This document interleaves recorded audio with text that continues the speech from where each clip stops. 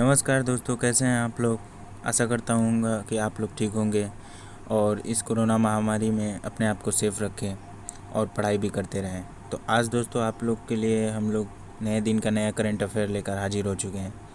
और वीडियो शुरू करने से पहले ये कहना चाहूँगा, अगर हमारे चैनल को आप लोगों ने सब्सक्राइब और लाइक नहीं किया है तो सब्सक्राइब कर दीजिए और लाइक भी कर दीजिए और बेल आइकन को दबा दीजिएगा दोस्तों, ताकि पर डे का करंट अफेयर आप लोग को सबसे पहले मिल चुके। तो इसी के साथ दोस्तों हम लोग शुरू करते हैं आज का करंट अफेयर। देखते हैं कि क्या है। पहला, एंटोनियो गुटेरेस दूसरे कार्यकाल के लिए फिर से चुने गए।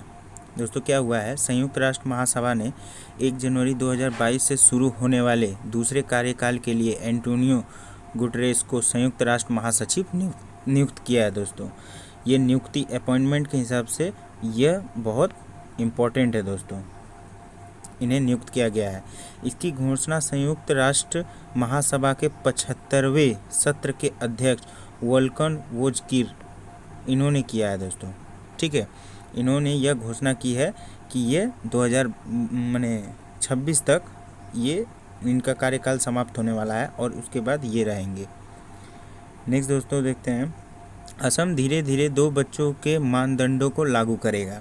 दोस्तों असम में अभी नई सरकार बनी है और सरकार बहुत एक्शन मोड में है, जिसमें जनसंख्या नियंत्रण के ऊपर एक कानून पास किया गया है। और असम में जनसंख्या को कंट्रोल करने के लिए, पॉपुलेशन को कंट्रोल करने के लिए दोस्तों वहाँ पर सरकार कोशिश कर रही है।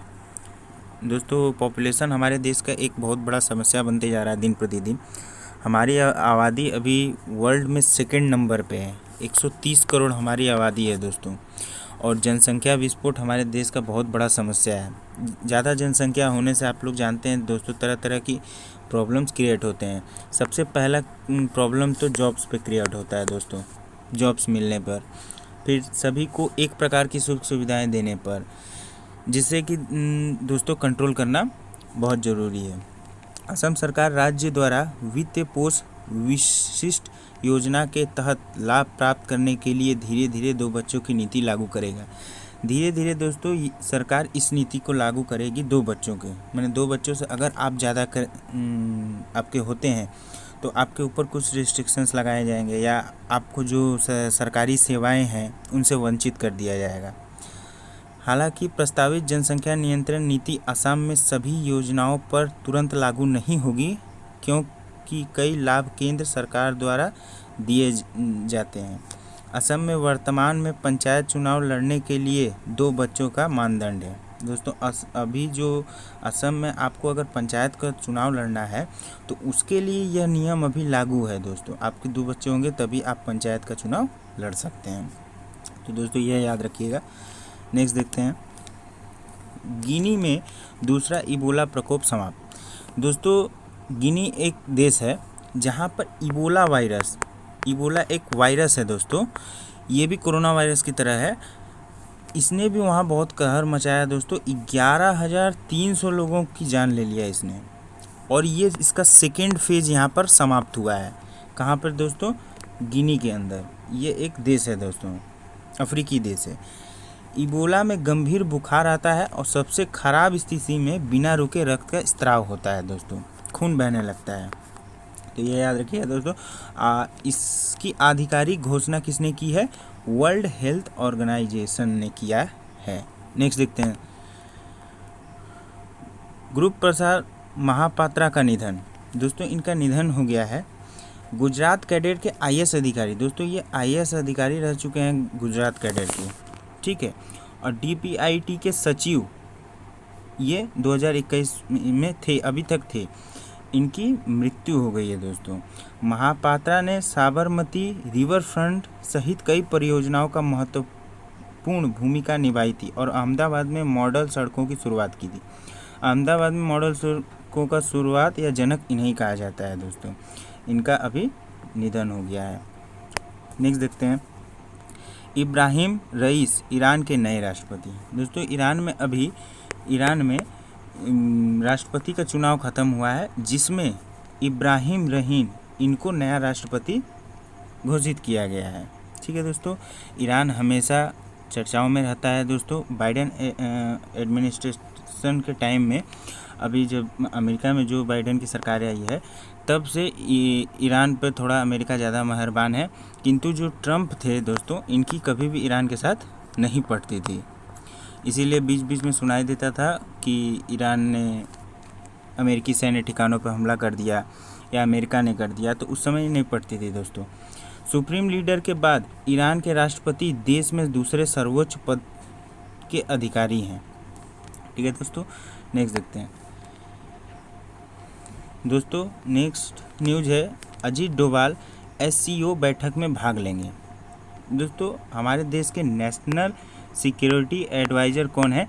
मिस्टर अजीत डोभाल। दोस्तों, ये एक समय रॉ के एजेंट भी रह चुके हैं। इन्होंने बहुत सारे पुरस्कार भी जीते हैं। अजीत डोभाल दुशांबे में जून 2021 के तीसरे सप्ताह में संघाई सहयोग संगठन SCO की बैठक में ये भाग लेने वाले हैं, भारत का प्रतिनिधित्व करने वाले हैं। और दोस्तों, इसमें सबसे जानकारी वाली बात है कि इसमें हमारा निकम्मा जो पड़ोसी है पाकिस्तान, उसके भी national security adviser Moeed Yusuf भाग लेने वाले हैं। दोस्तों, याद रखिएगा, ये हैं हमारे निकम्मे पड़ोसी। ठीक है, इन्हें कुछ आता नहीं है और दिन रात इनको सिर्फ कश्मीर चाहिए। ठीक है। तजाकिस्तान समूह का अध्यक्ष है, इसकी अध्यक्षता कौन करा? तजाकिस्तान। SCO के 8 सदस्य हैं, जिसमें रूस, चीन यानी चीनी पड़ोसी, भारत, पाकिस्तान माने निकम्मा पड़ोसी, और कजाकिस्तान, किर्गिस्तान, तजाकिस्तान और उज्बेकिस्तान, ये देश भी हैं जो कि इन 2 देशों से पीड़ित हैं। ठीक है दोस्तों, तो ये थोड़ा मजाक में बोल दिया मैंने, लेकिन पाकिस्तान के बारे में जो बोला वो एकदम सही है दोस्तों। आगे बढ़ते हैं हम लोग।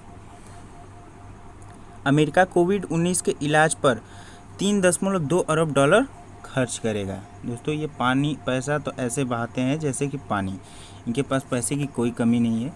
और ये अमेरिका कोविड-19 और अन्य खतरनाक वायरस जो महामारी में बदल सकता है।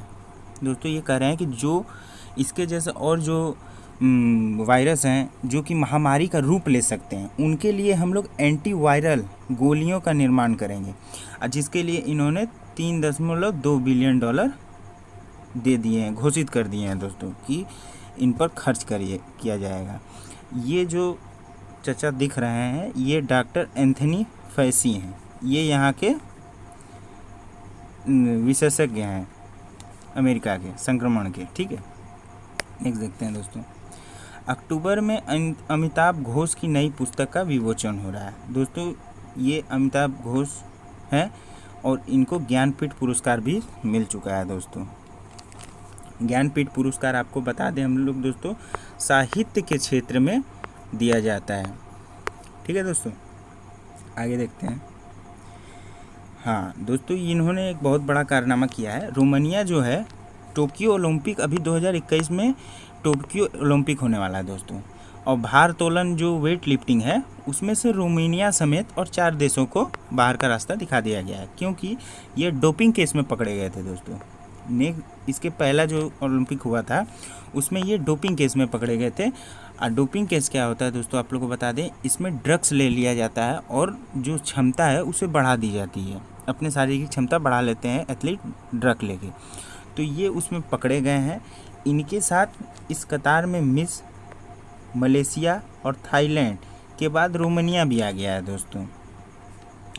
महासंघ ने कुल 5 डोपिंग मामलों के कारण प्रतियोगिता के 1 साल का प्रतिबंध जारी किया है। इनके ऊपर 1 साल का प्रतिबंध लग चुका है, ये लोग भाग नहीं ले सकेंगे। नेक्स्ट देखते हैं। विश्व शरणार्थी दिवस 20 जून को मनाया गया है दोस्तों। संयुक्त राष्ट्र नामित दिन विश्व शरणार्थी दिवस हर साल 20 जून को मनाया जाता है। इसे पहली बार 20 जून 2021 में आयोजित किया गया था। यह दुनिया भर में शरणार्थी के साहस और लचीलेपन का आदर और सम्मान करने के लिए मनाया जाता है दोस्तों। इसने शरणार्थी की स्थिति में संबंधित 1951 कन्वेंशन की 50वीं वर्षगांठ मनाई है। इस बार इसका 50वां वर्षगांठ मनाया गया दोस्तों। तो दोस्तों आज के लिए इतना ही था। ये कुछ हमारे इम्पोर्टेंट करंट अफेयर थे। अगर आपको वीडियो पसंद आया हो तो चैनल को लाइक, सब्सक्राइब एंड शेयर कर दें। PDF जो है वो वीडियो के डिस्क्रिप्शन बॉक्स में दे दिया गया है दोस्तों। और हमारे द्वारा मैथ्स के कुछ जो शॉर्ट ट्रिक होते हैं दोस्तों वो भी अपलोड किए जाते हैं, आप लोग उसे भी दे सकते हैं, जो कि कॉम्पिटिटिव एग्ज़ाम में आपका कैलकुलेशन में टाइमिंग बचाते हैं दोस्तों।